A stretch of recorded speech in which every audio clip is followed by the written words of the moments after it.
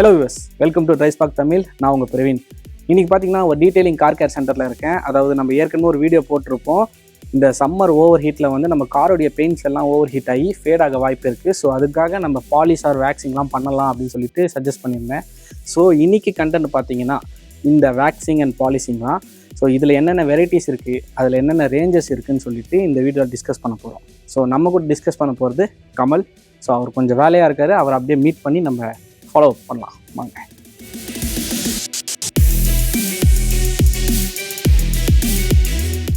So இந்த summer சீசன்லாம் வந்து காரோட பெயிண்ட்ஸ்லாம் ஓவர் ஹீட் ஆகி ஃபேட் ஆகிடும் இல்லையா? ஆமாம். ஸோ அதுக்காக நம்ம இந்த வேக்சிங் அண்ட் பாலிஷ்லாம் பண்ணுறீங்க. நிறைய பேர் வந்து சஜஸ்ட் பண்ணுவாங்க போடலாம்னு சொல்லிட்டு. ஓகே. ஸோ அதில் என்னென்ன டிஃப்ரென்ஸ் இருக்குது, அதில் என்னென்ன ரேஞ்சஸ் இருக்குன்னு சொல்லிட்டு தான் இன்னைக்கு வீடியோ. இதில் டிஃப்ரென்ஸ் நான் சொல்லிகிட்டே இருக்கலாமே, அவ்வளோ இருக்குது டிஃப்ரென்ஸ். நிறைய இருக்குது. நம்ம ஷார்ட்டாக தெரியுதுங்களா? இது பிஃபோர் இது ஆஃப்டர் இல்லையா? ஆமாம் ஆமாம் ஆமாம் ஆமாம். அப்படியே தெரியுது டிஃப்ரென்ஸ் ரெண்டுத்துக்குமே.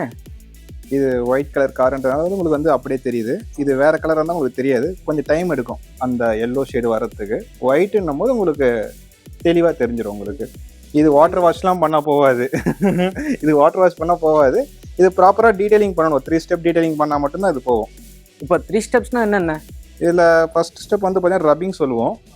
செகண்ட் வந்து கிளேஸ் சொல்லுவோம்.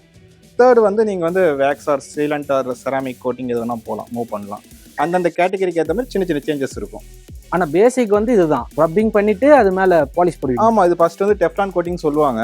இப்போ வந்து ஒரு ப்ராடக்ட் ஒரு மாதிரி வந்ததுனால வந்து 3 ஸ்டெப் 4 ஸ்டெப் அந்த மாதிரி போயிட்டே இருக்குது. அப்போ ஓவராலாக மொத்தம் எத்தனை இருக்குது இந்த மாதிரி? இந்த மாதிரி மெயின் திங் வந்து பார்த்தீங்கன்னா பேசிக்காக வந்து வேக்சிங். செகண்ட் வந்து 3 ஸ்டெப் பாலிஷிங், அதை வந்து கம்போனிக் பாலிஷ் சொல்லிட்டான். நிறைய இருக்குது இதில் பாலிஷிங்கில். உங்களுக்கு சீலண்ட் கோட்டிங் இருக்குது, செராமிக் கோட்டிங் இருக்குது, கிராஃபைன் இருக்குது. இப்போ வந்து லேட்டஸ்ட்டாக வந்து பிபிஎஃப் போயிட்டுருக்கு. பிபிஎஃப்ல 2 வெரைட்டி கிட்டே இருக்குது. ஒன்று அதுக்கேற்ற பிராண்ட், அதுக்கேற்ற மெட்டீரியல், அந்த மாதிரி போயிட்டுருக்கு இப்போ. ஆனால் எல்லாத்துக்குமே பேசிக் வந்து இதுதான். பேசிக் வந்து உங்களுக்கு வந்து ஒரு ரப்பிங் பாலிஷிங் தான். பேசிக் இதுதான். நீங்கள் இப்போ இந்த வண்டிக்கு வந்து பாலிஷ் போட்டுட்ருக்கீங்க? ஆமாம். இப்போ பாலிஷ் பண்ணிகிட்டு இருக்கோம். அந்த எல்லோ மார்க்லாம் எடுத்துகிட்டு இருக்கோம். எல்லோ ஸ்டெயின்ஸ்னு சொல்லுவோம். இது அதை எடுத்துகிட்டு இருக்கோம். இது வந்து வண்டி வந்து கஸ்டமர் வந்து இப்போ வந்து வண்டியை வந்து சேல்ஸ் பண்ணணும், கொஞ்சம் நல்லா இருக்கணும், எஃப்சி காட்டணும், பெயிண்டிங் முடிச்சுட்டு வந்துட்டாரு, எங்கெங்கெல்லாம் டேமேஜ் இருக்காங்க பெயிண்டிங் முடிச்சுட்டு வந்துட்டாரு. வண்டி கொடுக்கும்போது நல்லா கொடுக்கணுமேனு சொல்கிறதுனால நம்ம ஒரு டீட்டெயிலிங் கொடுத்துருக்காரு. ஓகே. ஸோ இப்போது நார்மலாக இந்த மாதிரி வண்டிக்கு நம்ம டீட்டெயிலிங் பண்ணிட்டோம்னா ஓகே, அது எத்தனை நாளைக்கு வரும்? இதோட லாங் லாஸ்டிங் வந்து பார்த்தீங்கன்னா உங்களுக்கு வந்து மேக்ஸிமம் 6 to 8 மந்த் கிட்ட வரும். 6 to 8 months கண்டிப்பாக வரும். இந்த ஒயிட் கலர்ன்றதுனால இது மாதிரி வேறு கலராக இருந்தால் இன்னும் அதிகமாக வரும் நமக்கு. அப்படியா? ஓகே. ஆமாம். நம்ம போடுற அந்த கெமிக்கல்ஸோட இதுதான் உங்களுக்கு காட்டும், உங்களுக்கு அவுட்புட் தான் உங்களுக்கு காட்டும் உங்களுக்கு. ஸோ இப்போ எனக்கு என்னென்னா வேக்சிங்க்கும் பாலிஷிங்க்கும் என்ன வித்தியாசம்?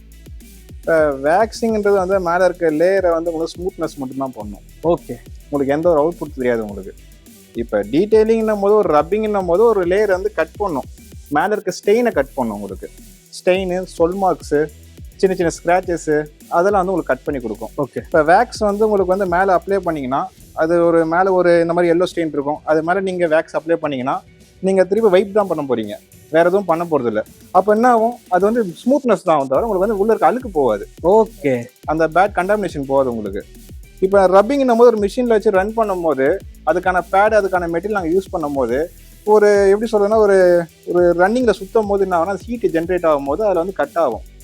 அந்த எல்லோ மார்க்கும் கட் ஆகும், கூட இருக்க ஸ்க்ராட்சஸ், சொல் மார்க் எல்லாமே கட் ஆகும். இதுக்கப்புறம் செகண்ட் ஸ்டேஜ் வந்து பார்த்தீங்கன்னா கிளேஸ்ன்னு சொல்லுவோம். அந்த கிளேஸ் என்ன பண்ணால் உள்ள இருக்க அந்த கலர் வந்து டோனை வந்து உங்களுக்கு வந்து எடுத்து கொடுக்கும், ஒரு ஷைனிங் வரும். அது பாலிஷிங் சொல்லுவாங்க. ரப்பிங், அடுத்தது பாலிஷிங் சொல்லலாம், கிளேசிங் சொல்லலாம். தேர்ட் கேட்டகரி தான் வந்து வேக்ஸ் வரும். உங்களுக்கு வேக்ஸ் வரும். அதுக்கப்புறமேரி வந்து சீலண்ட் போடலாம், செராமிக் போடலாம். செராமிக் முன்னாடி வந்து நிறைய இது இருக்குது, ஸ்டெப் இருக்குது. ஒரு ப்ராப்பராக வாஷ் பண்ணணும், அது ஐபி போட்டு க்ளீன் பண்ணணும். அதுக்கப்புறமேட்டு நம்ம வந்து செராமிக் அப்ளிகேஷன் பண்ணணும். நம்ம கொடுக்குற வேக்ஸோட லைஃப் தான். இப்போ வந்து பார்த்தீங்கன்னா 160 rupeesக்கு ஒரு வேக்ஸ் ஒன்று கிடைக்குது. இப்போ கார்னபா வேக்ஸ், சிந்தட்டிக் வேக்ஸ் வந்து பார்த்தீங்கன்னா ஒரு 3000. அதுக்கான என்ன குவான்டிட்டி இருக்குமோ அந்த குவான்டிட்டி அதில் கொடுத்துருப்பாங்க. அது ப்ரைஸுக்கு ஏற்ற மாதிரி தான் வந்து அதுக்கேற்ற மாதிரி உங்களுக்கு வந்து அந்த அவுட்புட் வரும். நீங்கள் வந்து ஒரு 500 rupeesக்கும் போடலாம், 2500 rupeesக்கும் போடலாம். அது வந்து அந்த ப்ரைஸோட ரேஞ்ச் இவ்வளோதான். அப்படின்னும் போது 1500 இந்த ரேஞ்ச் இருக்கும். அப்படின்னும் போது எல்லாம் பேசிக் வந்து வாட்டர் வாஷ் தான். ஒரு நல்ல ஒரு வாட்டர் வாஷில் கொடுத்தா தான் அந்த அவுட்புட் உங்களுக்கு வரும். இல்லை, இது புது வண்டி தானே, எல்லாம் நீட்டாக தான் இருக்கும், கொஞ்ச நாள் போட்டோம் அப்புறம் போட்டுக்கலாம்னா? அது வந்து கஸ்டமரோட மைண்ட் தாட் தான்.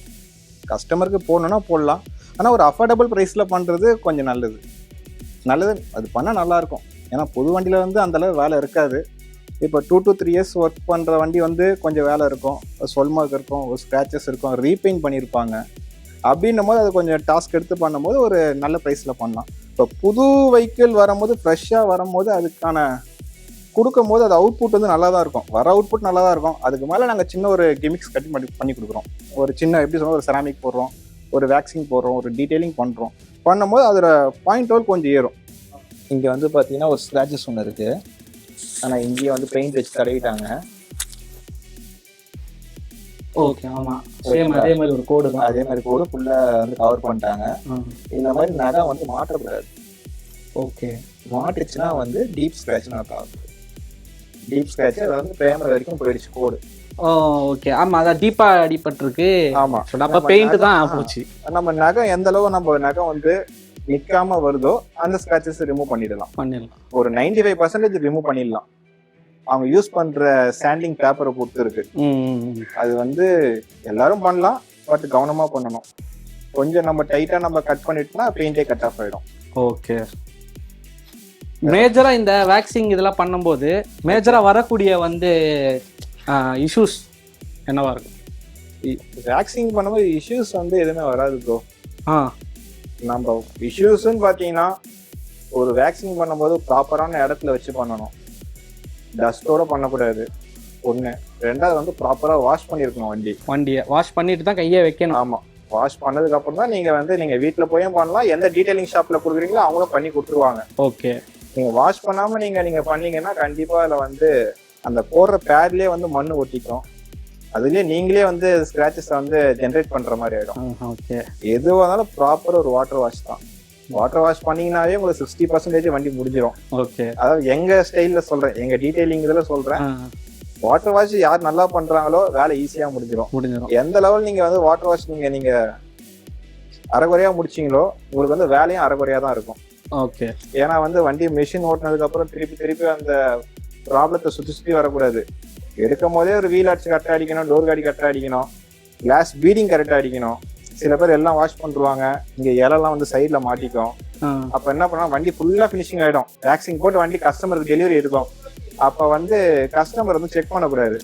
எப்படி சொல்றதுன்னா, கஸ்டமர் வந்து பாத்தீங்கன்னா இலை இருக்கு நோட்டீஸ் பண்ணி கேட்பாங்க, இந்த மாதிரி இலை இருக்கு என்ன பண்ணலாம் அப்படின்னும் போது அந்த டைம்ல வச்சு நம்ம வந்து எடுக்க முடியாது. ஓகே, அங்கேயே வந்து கஸ்டமர் கிட்ட வந்து நமக்கு ஒரு பேட் இம்ப்ரெஷன் இருக்கும். என்ன இது கூட பண்ணலையான்ற மாதிரி வந்துடும். அந்த டைம்ல எடுக்கும் போது அதுக்கான டூல்ஸ் வச்சுதான் எடுக்கணும். நம்ம துணியை போட்டு ரப் பண்ணக்கூடாது. ஏன்னா வேக்ஸ் போட்டாச்சு, ஏற்கனவே வண்டி வந்து ரொம்ப ஸ்மூத் ஆயிடும். ஸ்மூத்தான பீஸ் வந்து நீங்க வந்து துணியை வச்சு ரப் பண்ணீங்கன்னா இந்த இடம் ஃபுல்லா ஸ்கிராச்சஸ் ஆயிடும். திருப்பி நம்ம ஸ்கிராச்சஸ் கொஞ்சம் ஹெவியா விழுந்துருச்சுன்னா மிஷின் ஓட்டணும், திருப்பி பவுடர் போடும். ஓகே, ரிப்பீட்டட் ஒர்க் வந்துகிட்டே இருக்கும். ஒன்ஸ் நீங்க வாட்டர் வாஷ் கரெக்டா பண்ணிட்டீங்கன்னா ரிப்பீட்டட் ஒர்க் வரவே வராது. அப்போ இந்த வேக்ஸு பாலிஷ்னு பேசணும் இல்லையா, இதுலேயே வந்து இந்த பிபிஎஃப் இருக்கு. ஸோ இது வந்து நிறைய பார்த்துருப்போம் வீடியோஸாக கூட. இந்த பிபிஎஃப் ஸ்க்ரீன் எல்லாமே ஒட்டிடுறாங்க, வின் ஸ்க்ரீனு எல்லாத்துலேயுமே ஒட்டுறாங்க. மழை பெஞ்சா தண்ணிலாம் நிற்காது, அது அந்த மாதிரிலாம் நிறைய வருது. உங்களுக்கு சன்ஃபிலிம் ஓட்டுவாங்க ப்ரோ. சன்ஃபிலிமோட என்ன பொறுத்து சன்ஃபிலிமோ அடுத்த ஜென்ரேஷன் பிபிஎஃப்ன்ற மாதிரி நான் நினச்சிட்டு இருக்கேன். ஓகே, ஏன்னா கிளாஸை கொட்டிட்டோம், இப்போ பாடிக்கு வந்துருச்சு. ஓகேங்களா, என்னோட இது யாரும் சொல்லிட்டாங்க, என்னோட தாட் கிளாஸுக்கு பண்ணிட்டோம், இப்போ ப்ரொடெக்ஷன் கொடுத்து இப்போ பாடிக்கு வந்திருக்கு. மொபைலுக்கு ஸ்கிராட்ச் கார்டு போட்ட மாதிரி அது 2014ல இருந்து பண்ணிட்டு இருக்காங்க. நல்ல ஃபெமிலியரான பிராண்ட் தான் ஃபர்ஸ்ட் பண்ணிட்டு இருந்தாங்க. அதாவது எப்படின்னா பிபிஎஃப்னாவே அவங்க தான். இப்ப நிறைய பிராண்ட்ஸ் வந்துருச்சு, நிறைய ஷாப் டீடைலிங் ஷாப் உருவாயிடுச்சு, நிறைய மார்க்கெட்ல நிறைய புழக்கம் ஆயிடுச்சு. அதனால இப்ப வந்து பிபிஎஃப் வந்துட்டு இருக்கு. பிபிஎஃப் ஒரு அவேர்னஸ் என்னன்னா, என்னோட வேண்டுகோள் என்ன, டார்க் கலருக்கு மட்டும் ஓட்டுங்க. ஓகே, லைட் கலருக்கு ஓட்டாதீங்க. ஒயிட், சில்வர், கோல்டு அந்த மாதிரி கலருக்கு ஓட்டாதீங்க. அது நீங்க ஸ்கிராட்சுக்காக பாக்குறீங்க, அதுல 2 மெத்தட் இருக்கு. ஃபுல் கார் ஓட்டாதீங்க, 2 பம்பர் ஓட்டுங்க, 2 மிரர் கவர் ஓட்டுங்க, தேவைப்பட்ட ரன்னிங் போர்டு மேல வேணா ஓட்டிக்குவாங்க. இந்த ஆஃப் கட் பண்ணிலாம் ஓட்டாதீங்க. பண்ணீங்கன்னா ஃபுல் ஒரு ஸ்ட்ரெச் ஒன்று முடிச்சிருங்க. ஒரு ஃபுல் கவரா ஒரு ஃபுல் பாடினா அது வரைக்கும் கவரேஜ் ஆகும், ஃபுல் பேனல் கவரேஜ் பண்ற மாதிரி ஓட்டுங்க. இந்த பாதினா கட் பண்ணி ஓட்டாது. ஸோ கைஸ், இப்போ நமக்கு அந்த வேக்சிங்கு டீட்டெயிலிங் பற்றி ஓரளவுக்கு ஐடியா வந்திருக்கும். ஸோ இதே மாதிரி இன்னொரு இன்ஃபர்மேஷன் வீடியோவோட உங்களை திருப்பி வந்து சந்திக்கிறேன். அதுவரை பாய்.